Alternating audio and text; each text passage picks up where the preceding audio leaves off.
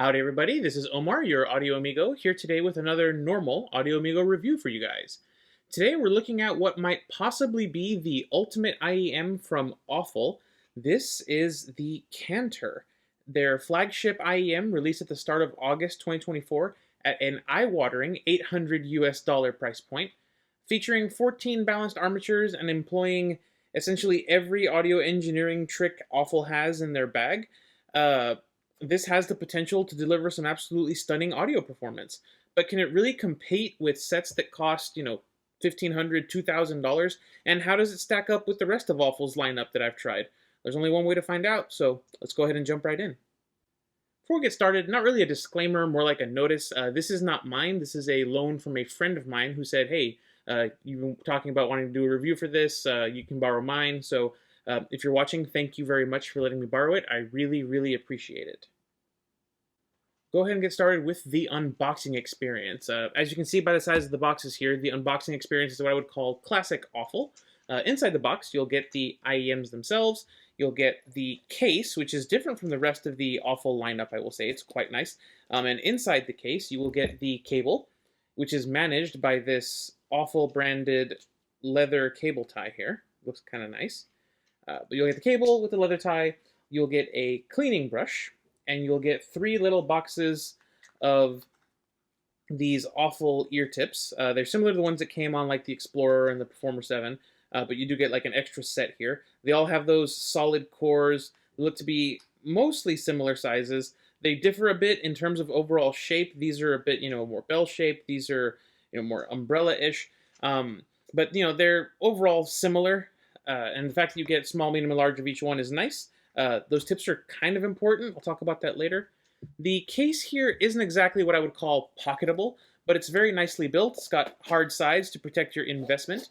The inside is very soft, and it features an actual usable mesh pocket, unlike some other things where some other cases where the mesh pouch is tiny and the elastic is too tight to really put anything in it. The cleaning brush is a nice addition, I feel like, especially since these nozzles don't have a mesh filter on them. Having a brush to clean out the inside is nice. Honestly, though, for $800, I'm left feeling a bit wanting. I feel like a cleaning cloth, a modular cable, shirt clip, some foam tips, maybe a second case or a carry pouch. All of these are things I've seen on sets costing less than this. I would say this is better than other IEMs at this price point that just come with one set of tips and a sort of generic case. But compared to cheaper sets, it's not as good. I'm slightly disappointed here, but I'm not going to knock off a ton of points since there are sets that cost more than this that come with less. So the case is not the only thing that's different on the Cantor. The cable is also different from what I've seen on the rest of the AFUL IEMs. It has a cloth sheath, sort of like a paracord material, rather than a plastic coating. It's a sort of nice dark blue 4-wire twist, as you can see here, and it splits into 2-wire twists at the Y-split. You have a choice of 3.5 or 4.4 millimeter connectors. That connector is machined metal, and it has a nice, these cuts in it and that nice little shape that makes it easy to pull out of stubborn DACs or amps. It also has a nice AFUL branding on it. The Y-split is also machined and is machined to match the look of the audio connector, which I quite like. The chin slider is a machine sort of donut of metal that slides up and down the cable easily, but not so easily that it did stay in place on, when you're moving around. It did stay in place after you put some tension on it. And then the 2-pin connectors, as you would expect, are also machined to match the rest of the hardware. You can see they have the same notch on them, and they have fairly clear R and L stereo indicators on them. And I think that the shape on these ear hooks is kind of unique. I think it works really well. The coating on those ear hooks feels nice in the ears. The cable overall feels really nice in the hands. Where it kind of all comes crashing down for me is with microphonics. So these cloth cables are particularly sensitive to microphonics, and this cable is no exception. If you're like me and you wear collared shirts, more often than not, this cable will essentially always make a noise as it brushes past the collar of your shirt or just on desks and other things. It's very distracting in quiet moments in songs and sort of in between track changes. And it's microphonic, I would say, above and below the Y split. So sort of rubbing the bottom half of the cable against your desk or the top half of the cable against your clothes or your beard. It's very, very microphonic. You're going to get all of those sounds. As sad as it is to say, I would probably swap this cable for another one, even if this is, very beautifully made, very beautifully machined, nice cloth color on that. I personally, if I had this set, would immediately swap it out for another cable. It doesn't work for me as a daily driver cable. It's way too microphonic. So let's take a closer look at the construction and the build quality. As you'd expect from AFUL at this point, these are full 3D printed shells, so they can get away with all of their acoustic structure wizardry that they're well known to do. The nozzles are probably the most controversial part of this IEM. As you can see, they are printed as a sort of part of the lower shell, but unlike other AFUL IEMs, which are all sort of printed as part of the lower shell, this one has this metal extension added to the end of it.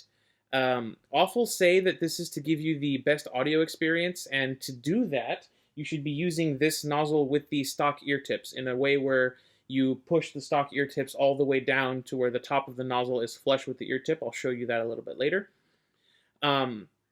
This is their way of achieving a deeper fit without having to push the entire IEM, deep into your ears.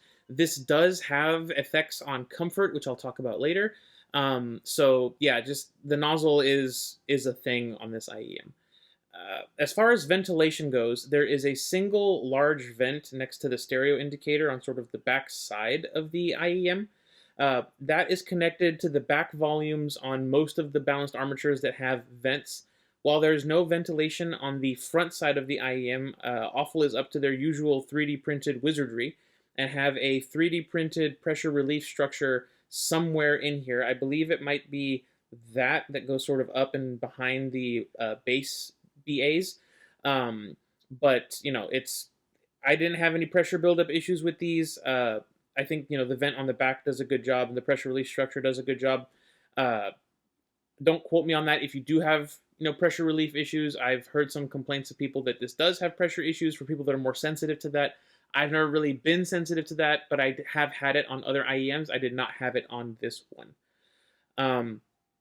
You can see the, like I said, you can see the acoustic maze there. One durability concern that I do have with this IEM is the length of that nozzle. And if you can see sort of here, how thin the resin that holds the nozzle extension on is. It just feels like this could be a fulcrum point. I feel like if you're going to drop these, if it lands on the nozzle, it's gonna snap right off. So I would say be a bit careful handling these on like hardwood floors or tile. I could 100% see that nozzle snapping off. I say that because it happened to me. Look at that. This poor Cantor has been absolutely destroyed. Not really a very high drop, but yeah, it landed on the nozzle, and this is the day before I filmed this review. It snapped right off. So yeah, I broke my friend's Cantor. Don't worry, immediately gave him a call, bought him a replacement unit. We're all good, but as a result, this is now mine. So yeah, don't drop your $800 IEMs on hardwood floors. These nozzles are fragile. Be careful with them. Okay, so specifications. The internals of this unit are a bit complicated, so I'm going to do things a bit differently. I'm going to take you on like a sort of tour of the internals while I'm talking about the drivers, and then I'll switch to my normal spec screen with some images going up here. So the Cantor is powered by 14 customized balanced armatures arranged in a 5-way crossover. Now, I have no way of knowing which BAs are responsible for which frequencies, but from looking in the unit, one thing I can tell you, let me get my light going. So these are, you can see 3 there, okay? And then you can see another 2 there, and then the other 2 are sort of hiding behind this acoustic maze, and I can't see anything else. So what that tells me is that these are most likely 7 twin balanced armatures, so it's 2 balanced armatures right next to each other sharing one connection. So there's 7 pairs of balanced armatures here, so 7 dual units. And they're, like I said, in 3 physically separate sets. Let me bring the light back. I apologize for the lighting here. So the first set you can see is right there behind the acoustic maze. You can see there at the bottom. that's where the exit for the balanced armatures is, and one of them fires up into that acoustic maze and is sort of responsible for the super low end, and the other one, I can't really see it very well in this light if I do like incident light. One of the tubes is like a wider diameter than the other, and that tube is connected to the other balanced armature, and that works as sort of like an acoustic crossover. So one of the BAs does the extreme low frequencies and the other one does like the medium low frequencies. The other two BAs are here on the side there, and they fire into a sound tube with a damper that you can see there, and those basically do the mids. And then the other three, which are the ones closest to the nozzle right there, those 6 fire into this like weird, AFUL calls it their lossless topology, lossless direct drive topology, but it basically does all of the high frequencies. Those 6 do. And so that's all 14. So there's 7 of them. There's the 2 in the acoustic maze. There's the 2 across from them. So that's 4 and 4 is 8. And then you have another 6 there. That's 14. So I'm going to go ahead and pull up the spec screen. 14 balanced armatures, as I said. The nozzle diameter is 5.5 millimeters at the widest point of the sort of blue resin part. The metal extension has a diameter of 4 millimeters. I did measure the overall length of the combined nozzle at around 8 millimeters. It's easily the longest nozzle I have seen in my collection. These shells aren't overly heavy at around 7 grams each, but the cable adds a decent amount of weight with its machined metal hardware. I will say that that machined cable has one of the lowest resistances I've measured so far at 0.2 ohms. So if you're going to swap cables, keep that in mind and look for something that's similarly low. In terms of drivability, the Cantor actually isn't all that difficult to push. The sensitivity is above 100, the impedance is around 20. It means I had no issues powering this with, my Sony Discman, my Walkman, the Sony Xperia phone that I use, the old one, the X Compact. Finally, the Cantor does respond to impedance adapters, so the frequency response will change if you're using a higher impedance source. That's pretty normal for AFUL IEMs, but I'll go ahead and discuss that change later.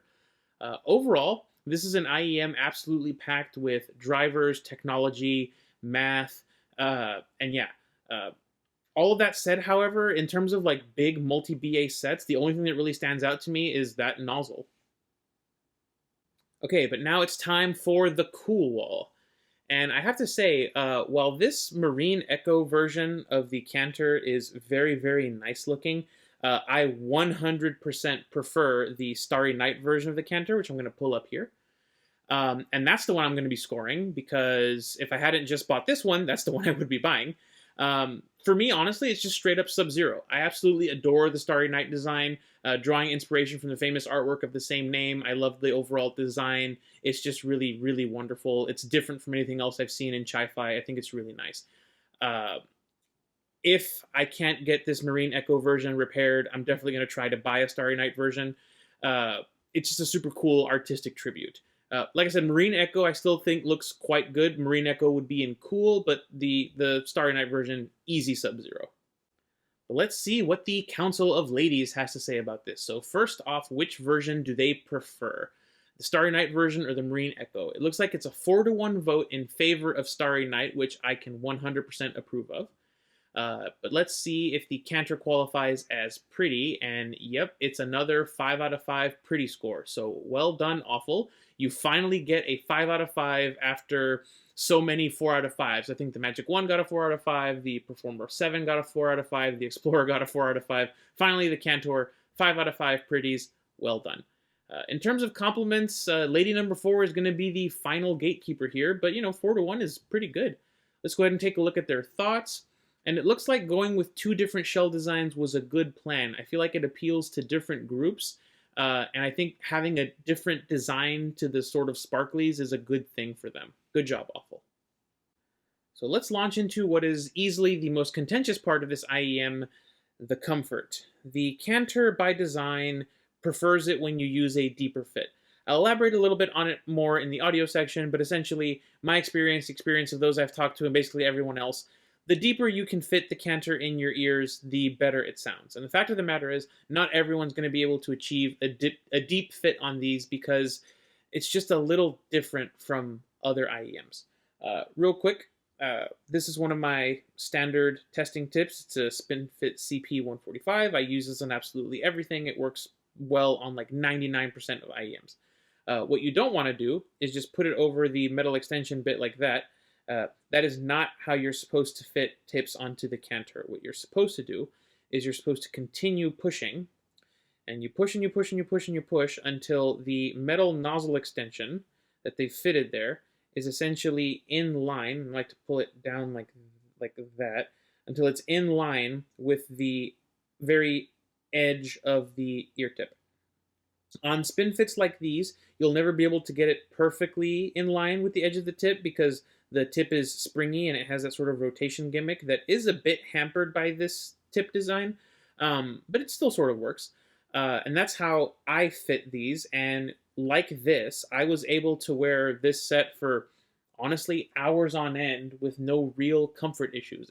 The combination of Spinfit CP145s and these nozzles really worked well for me. I did end up trying 2 of the stock tips because I know a lot of people have said they've had best experience with the stock tips. Back before I broke the set and it became mine, I didn't want to use my friend's ear tips, but I remembered that these sort of lighter gray ones and these clear ones are stock tips on the Performer 7. So I pulled them out of the Performer 7 box and I tried them on here. Those did go all the way to the edge of the core there, and they did fit me. And the sound was mostly the same. It was maybe a tiny bit better. The treble was a bit smoother, a tiny little bit less harsh. But it wasn't a massive difference, so I just rocked the CP145s for the rest of the time. They were the best ones for my specific ears. The stock ear tips just caused me some ear canal pain after like 30-ish minutes. Yeah, the comfort was honestly not bad for me. 4 to 5 hours while listening, writing, gaming, and only at the very end of that 4 to 5 hours did I get some like ear canal fatigue start to come in. As far as my wife is concerned, instant fail. No way on the tiny ear set did this work. These did take the CP100 Plus tips that she uses, but she could not achieve anything except a shallow fit with these. That combined with the rather large shells and the sort of heavier cable made it so that these kept falling out of her ears. The shallower fit also meant that the sound was compromised, and she wasn't really all that impressed by the sound here. But again, I'll talk about that a bit more later. Overall, the Cantor is, I would say, among some of the less comfortable IEMs that I've worn. Yeah, I can wear them for 4 to 5 hours at a time, but after that 4 to 5 hours, I definitely feel them in my ears. There are also reports of this metal nozzle extension causing irritation and even some cuts in some people's ears. So what I will say is be very careful with these. 100% try before you buy. There's no exception here. Try before you buy. But let's go ahead and talk about how these sound. Generally, I would say, while I like balanced armature bass, I think it's nice. It produces good sound. It's clean. I generally tend to find it a little bit lacking in terms of body and heft compared to a well-designed planar or a dynamic driver. The Cantor's acoustic maze here is really putting in some work because the bass on Lil Jon's Get Low with the Yin Yang Twins actually has some decent rumble to it. It doesn't come across as boosted or boomy, but it just has nice texture, something that I would come to expect from something more like a dynamic driver or a planar. It's a very clean and very controlled sub bass. Like I said, it's very dynamic driver-like. Kick drums and bass guitar follow suit. They're clean, tight, texture's nice. Steely Dan's Cousin Dupree, fantastic example. You've got the big low bass notes with the drums coming through very well. They don't dominate the replay. They're always there in the mix. They sound rich. Overall, I would say the Cantor's bass sounds incredibly nice. I honestly didn't find it lacking like I have in maybe some other all-balanced armature sets. Granted, those cost a lot less money than these, but I still think it's a really good achievement. Nice, slightly boosted bass with a wonderful dose of control, texture, and restraint. AFUL's IEMs tend to have a relatively clean musical mid-range with a good dose of warmth and body to them. The Cantor's no exception. Instruments are well separated, and there is zero masking or odd tonality or timbre going on here. Smash Mouth's Walking on the Sun has a great lo-fi vibe to the mastering. The synth, the guitars, the bass, the vocals, they're all clear as day and beautifully replayed. The organ going on in the right ear has some nice reverb to it. Steve Harwell's iconic vocals sound great with just a hint of added sort of warmth from that tuning. Female vocals here aren't too forward. They aren't pushed back either. In what I think is AFUL's typical style, they're given just enough energy to sound like they should in the mix. It's a very neutral interpretation of female vocals. I think Norah Jones sounds sweet, smooth, classic in her, song Don't Know Why, and I feel like the Cantor is sort of sitting back and letting her vocals do the work, which I honestly don't mind at all. Big fans of female vocals might want a set with a bit more emphasis than this, or a set that, pushes them way, way forward. But I think that this set honestly does fine considering how the rest of the set is tuned. The entire mid-range is great as I expected, and it lends good balance to the sound. The upper mids and the treble on the Cantor is complicated. I promised I would talk about it earlier, and now I will. This is the area where the fit, in my experience, has impacted the sound the most. I'm going to go ahead and borrow this graph from Mark Ryan of Super Reviews fame. But as you can see, the deeper you can fit the Cantor, the smoother and more controlled the treble response is. My wife, who, as I said, could only achieve a shallow fit, found these just a tiny bit too bright for her tastes. I've talked to several friends and reviewers who have tried these, who have mentioned the same thing. If you can't get these deep enough, they become bright and fatiguing for most people.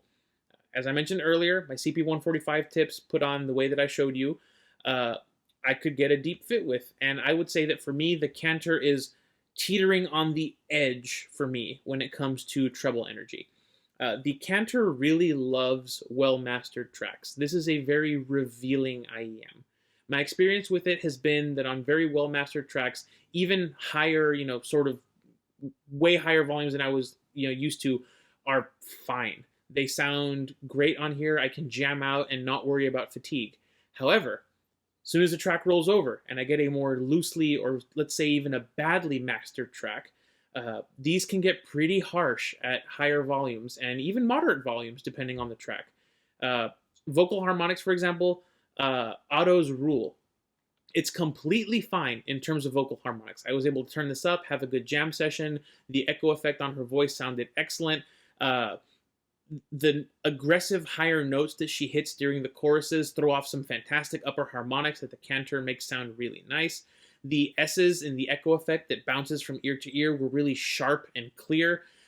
They were right on the edge of becoming fatiguing at that very high volume. But even at moderate volumes, they really didn't bother me at all in terms of fatigue. It wasn't painfully sibilant. It was sort of intentionally sibilant. The detailed kind, it wasn't hurting my ears. It wasn't stabbing at my eardrums. In terms of instrument and percussion harmonics, again, I feel like this set is sort of right on the edge. The hi-hats in Fleetwood Mac's Dreams sound just crisp and airy and wonderful. There's great stick definition on each hit. The absolutely beautiful upper harmonics, they decay very naturally. I don't feel like they're overblown or overly forward. They're not yelling at you. Like I said, the treble definitely is sitting on an edge here. I found that 85-90% of the time, I was fine at my usual listening volume, which is sort of around between 70 and 75 dB, depending on the day. But I was honestly really surprised by how often I could crank the volume pretty high on these and not have to suffer from that fatiguing experience. I am aware that that experience that I had is probably due to how deep I was able to get these in my ears comfortably. It also has a lot to do with my specific ear anatomy and the way my ear communicates with my brain. This is an absolutely massive your mileage will vary situation, and I've heard from many users how spicy that treble can be if it doesn't fit you right or if it hits your trouble spots for your specific ears. Best case scenario, the treble will sound like it does for me. It will be smooth, well-controlled, just on the edge of tolerance for your treble energy. The worst case scenario, this will be instantly fatiguing for you even at low volumes, and you won't be able to wear this for too long at all, and you won't enjoy it. Being AFUL's flagship and seeing other reviews of this set, I expected the technical performance here to be amazing, and I can happily report that I was not disappointed. On the low end, as I said, the acoustic maze is doing some great work. The bass guitar in Juan Manuel Serrat's Pueblo Blanco can be easy to lose among the rest of the mix. It's very subtle, but the bass guitar on the Cantor not only does it come through, but you get this very wonderful, subtle ringing of the strings that just it lends detail and depth to the track. Juan's voice is heavy with melancholy, and the subtle details in his breaths and the slight Castilian lisp on some of his words is rendered very, very well here. The guitars and the strings are smooth and rich. They've got the wonderful natural reverb, a little bit of distortion from the recording, which I've only heard that on nicer sets. As I mentioned in the treble segment, the Cantor shows up very, very, very well with well-recorded, well-mastered music. Hiroshima's Hawaiian Electric is a beautifully orchestrated piece for treble and harmonic detail. There are some sandpaper blocks in the background of the track, and when you add in the synthesizer, the koto, the shamisen, the shakuhachi, and all the rest of the traditional flutes, the whole track is a showcase of upper harmonic energy. And I feel like the Cantor replays all of the glissandos, arpeggios, all the quick string work of the koto, the airiness of the flutes, the sort of sharpness of them. The whole track, honestly, just sounds amazing. The last few videos on hybrid IEMs I've done, I've been using the AFUL Cantor as the top step of the rung in terms of technicalities. And I honestly feel like the Cantor is up there with some of the $1,000, $2,000 IEMs that I've tried. If AFUL's whole goal was to go out and provide kilobuck level of sound quality and technical performance for $800, then they 100% succeeded here. Now we come to stereo separation and soundstage. The Cantor is quite frankly amazing at both of these things. I listened to the lesser known Saturday Night in San Francisco album. It's the concert that took place the next day in the exact same theater with the exact same setup and people as the famous Friday Night in San Francisco.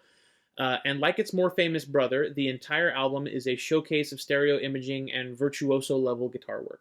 The Cantor lets you pick up on the subtle acoustics of the Warwick Theater, and there isn't even a hint of claustrophobic sound or a narrowing of the sound field on that replay.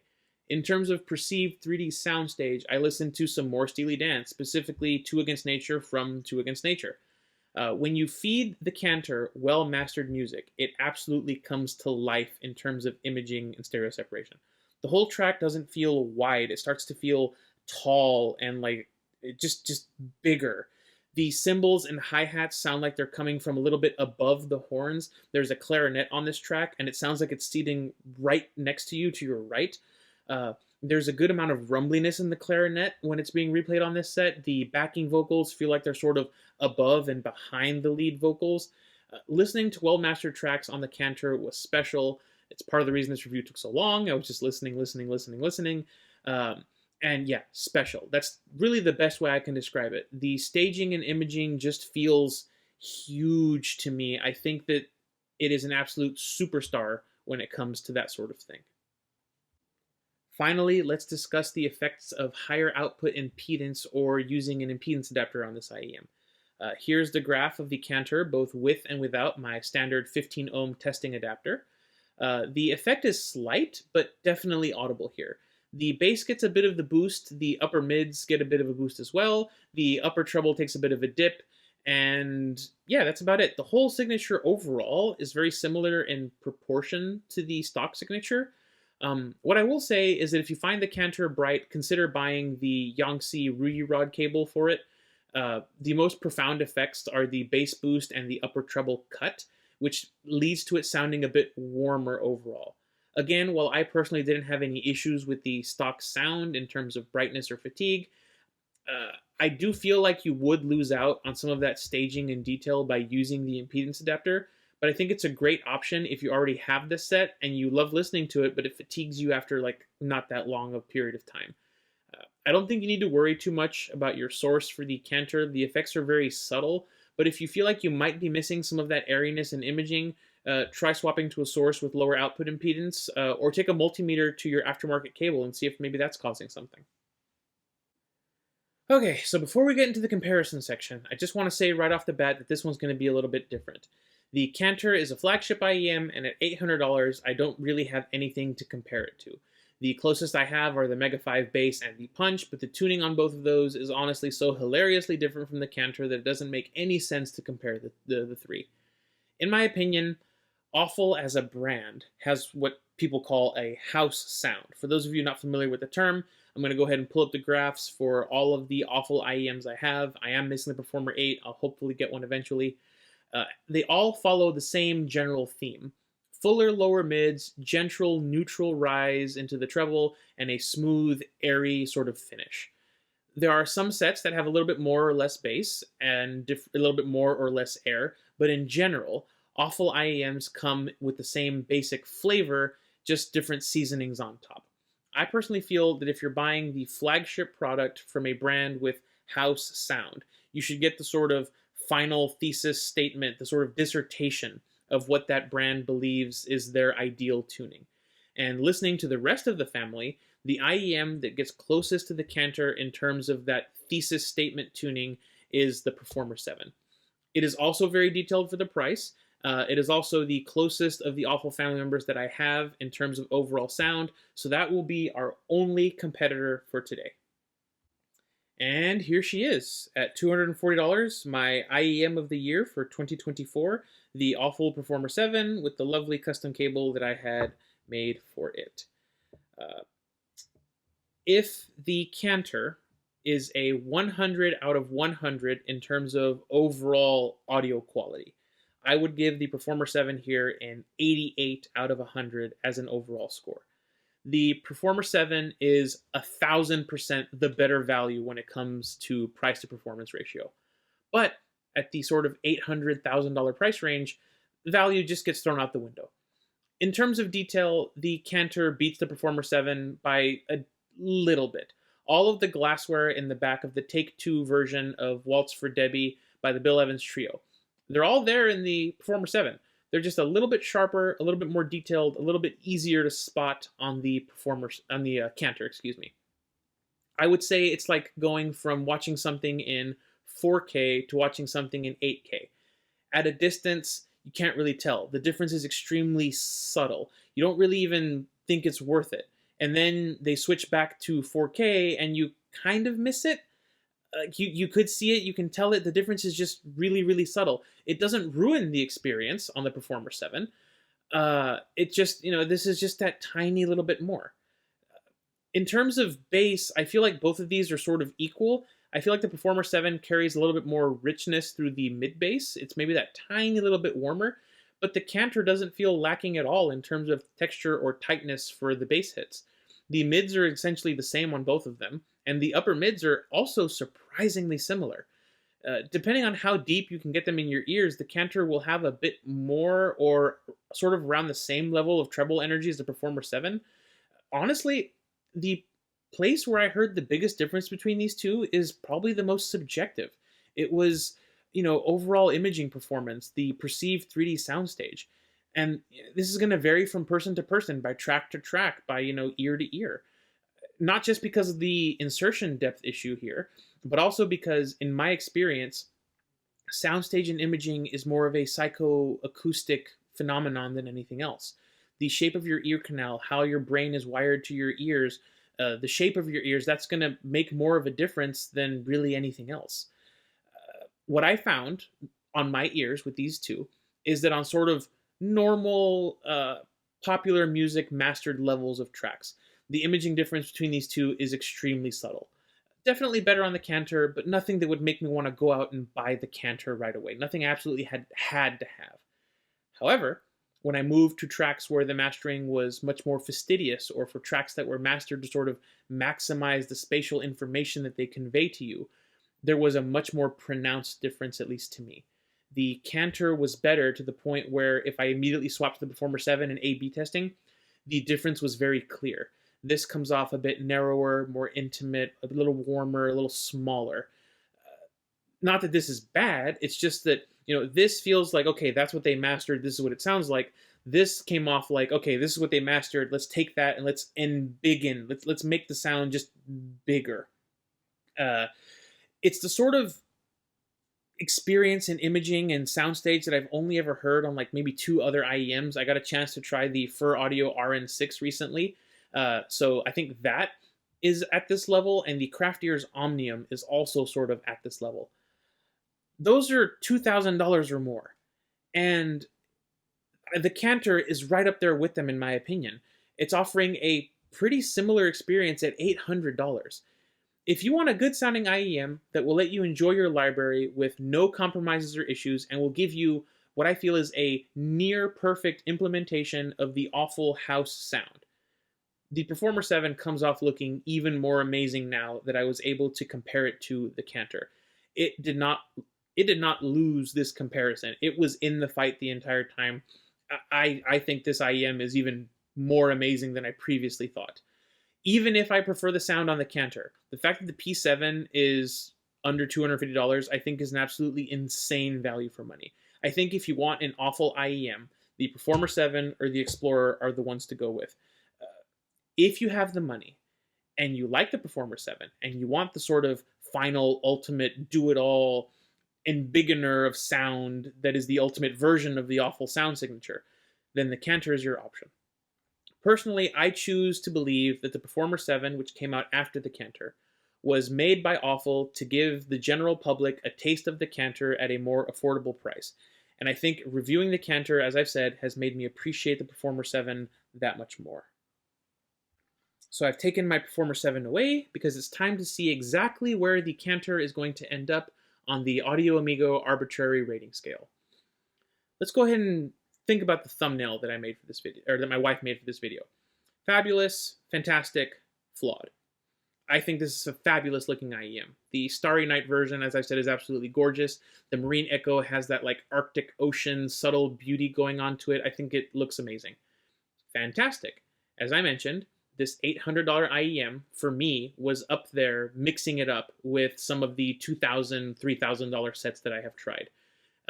The sound that I got with my ear tips in my ears, I felt was something really, truly special. I think Awful absolutely knocked it out of the park to get $2,000, $3,000 IEM levels of sound quality and sound delivery at under $1,000. However, this is a very flawed IEM. The nozzle, if I'm honest, feels like a bit of a crutch. I feel like it was the only way that Awful could get the sound that they wanted was by controlling the insertion depth of their IEM with that metal nozzle extension. This feels like a last-minute band-aid to a problem that they tried their absolute hardest to solve and just couldn't in the end. I feel like without the extension, the sound would be bright and fatiguing to most people, so they added it to get their goals achieved. This is fine for users like me who are able to get the fit that Awful intends, but as I've said, from reading other people's reviews and talking to other people's experiences with this set, how many people have gone through tip rolling and trying to find the sweet spot with these, like, oh, I can listen to them for this much, but not this much. It's clearly an imperfect solution to their problem. And then there's this cable. It's microphonic to the point where I feel it legitimately is distracting, especially in quieter passages or moments between tracks. It's a real shame because the machining for the connectors and the hardware on it is really gorgeous. It's just really not usable for me and the way that I dress and my beard. There's just too much fabric noise. Make this cable, but put a plastic sheathing on it. It'll be wonderful. And then maybe make the colors match the Starry Night version. It'll be a knockout. This is going to go in, but I like this. If this was a personal ranking, it would probably be at the very top. This is one of the best sets I've heard in my reviewing career easily. But my rankings, as you guys know, are my buying advice. And there are just too many pitfalls for this set for me to recommend it any stronger than, but I like this. It just comes with way too much baggage and way too many caveats for me to put it any higher than this. Like I said, I really do like this for me personally. But for you guys, I honestly can't recommend it to all of you with no reservations. There's too many small issues here. And I think that's a perfect segue for me to get into who I actually would recommend this to. And it's a very specific person. I can only recommend the Cantor if you can meet the following criteria. First and most obvious, you need to be in the position to be able to afford this without causing yourself any financial hardship. So when I said this is an $800 IEM, you went, okay, we'll see if see if this is any good. 2, You need to be able to fit this IEM in your ears as AFUL intended with the deeper fit. 3. That deeper fit needs to be comfortable enough that you can wear this for longer periods of time with no issues. I really can't stand IEMs that I can only keep in my ears for a short amount of time. I'm just a longer listening / gaming session kind of guy. If I can only listen to one album, sure, I'll pass it, but not really. And finally, you need to have already been a fan of the AFUL sort of house sound. You need to be okay with what is essentially a slightly warmish neutral tuning with no real emphasis on female vocals, but no de-emphasis on them either. You need to already have liked that curve. If you can meet all of those criteria, all 4 of those, then go ahead and buy the Cantor with my blessing. And honestly, I feel like if you meet all 4 of those criteria, and you're like me, you'll probably absolutely fall in love with the sound coming out of this IEM. Well, that's going to wrap this one up. A beautiful, very special set with some absolutely glaring flaws. But as Francis Bacon once said, there is no excellent beauty that hath not some strangeness in its proportions. And he was named after the best of the breakfast meats, so I think he knows what he's talking about. But, that's going to do it for me for the moment. Again, huge shout out to my buddy for lending me his Cantor for review. I hope you enjoy the brand new set I'm sending for you. Sorry for the delay in getting it back to you. For those who are curious, I did email AFUL asking how much it would cost, or even if they would even bother to repair these for me, or offer me like a reduced cost replacement. I don't expect them to offer anything. I broke these, I'm the moron. But you don't lose anything by asking. So we'll see how that goes. So if I have a fully functioning or fixed Cantor in the future, I'll try to update you what happens. I would like to have this set as a reference to judge other sets by. So as I said, even if they say no to repairing or replacing it for a cost, I'm willing to pay to get this fixed or replaced. Even if they say no, I'll probably save up some money and buy a Starry Night version at some point, maybe on the next big sale. But for now, that's going to do it. Thank you all so much for watching. This has been Omar with AudioAmigoReviews, and I will catch y'all next time.